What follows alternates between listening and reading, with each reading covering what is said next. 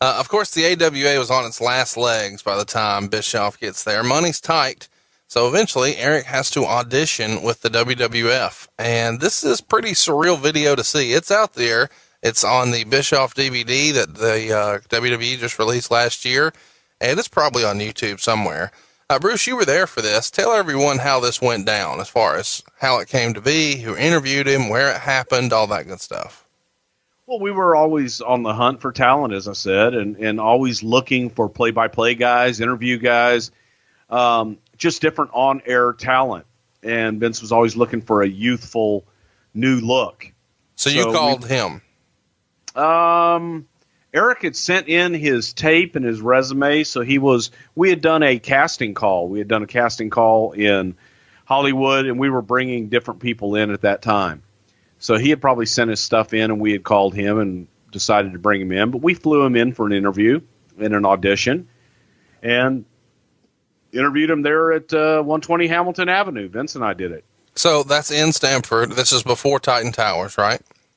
I think we had Titan Towers. Titan Towers were being built at that time. They might have been in the towers. My office was at the studio at this time, though. Okay, so you guys fly Bischoff in from Minnesota over to Stamford, bring him to the TV studio, which is not Titan Towers.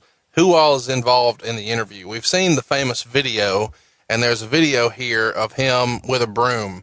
Tell everybody the story about the broom, and then who all was in the room for this. I believe the only ones that were doing the interview at that point were me and Vince. And Renee Dubois, I think, was the HR person at that time. She may have been involved too. But as far as the audition purposes, that was me. I think we had him sit in and do play-by-play with Lord Alfred Hayes. But the broom was a bit that Vince and I did with everybody. We wanted to see how well someone could sell on camera in an impromptu setting. So here's a broom, here's a magical broom. It can be anything that you want it to be. Sell it to me. Tell me why I have to have this broom. And we like to see what kind of imagination people had, whether they tried to sell me a broom, whether they tried to turn the broom into a magical unicorn, or whatever the hell it was. We just wanted to see how they would react to a somewhat silly request on the spot, what they would do. Is this like the wrestling equivalent of the sales version of Sell Me This Pen? Yes.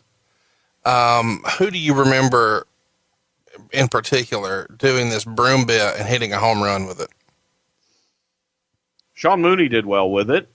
There were a few that actually kind of took off with it and really did well. But we did it to everybody. We did it to everybody that came in.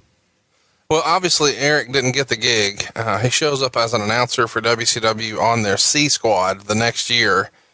Given that you guys had talked to him, were you surprised to see him land in WCW just a year later, or did you give it a second thought since you guys had passed? Yeah, really didn't give it a second thought. Just a couple years later, Bischoff would land the executive producer position for WCW. He's replacing the now fired Bill Watts. And it's been said that Bill Shaw and Bob Dew expected Tony Schiavone, Craig Leathers, and Eric Bischoff to all submit proposals for their plans for WCW. But others assumed Jim Ross would be the guy to get the job, since Watts was the previous man in charge, and he had been there a while. Apparently Bischoff made the best presentation, and somehow goes from C-Squad with big ideas to sitting in the big chair. Flair was notably supportive of, quote-unquote, the kid here.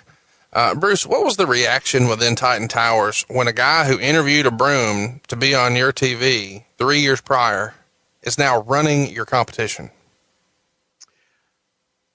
No one really knew that much about Eric Bischoff, other than he had aspirations to be a television producer outside of wrestling. And the scuttlebutt, the word going around was that Eric and Jason Hervey, who was a star of the Wonder Years and also a producer, his mom was and his parents, I guess, both, they ran a talent agency in Hollywood.